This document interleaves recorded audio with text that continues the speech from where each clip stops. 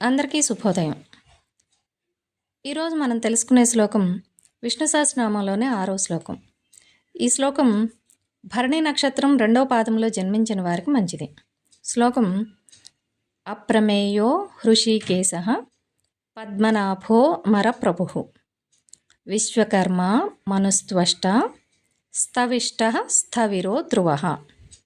అంటే శాస్త్ర ప్రమాణములకు అందని ఆ పరమాత్మ సర్వేంద్రియములకు అధిపతి అయి సృష్టికి నిలయమై పద్మము వంటి నాభి కలిగి ఇంద్రాది దేవతలకు ప్రభువైన ఆ పరమాత్మ సృష్టి చేయగలిగిన సామర్థ్యం కలిగి వేద మంత్ర స్వరూపుడై ప్రళయకాలమున ప్రపంచమునంతటిని పరమాణువులుగా మార్చగలిగిన ఆ పరమాత్మ స్థూల ప్రపంచమంతయు తనే అయి సనాతనుడు శాశ్వతుడు అయిన ఆ శ్రీమన్నారాయణునకు శిరస నమస్కరించుచున్నాను అని అర్థం.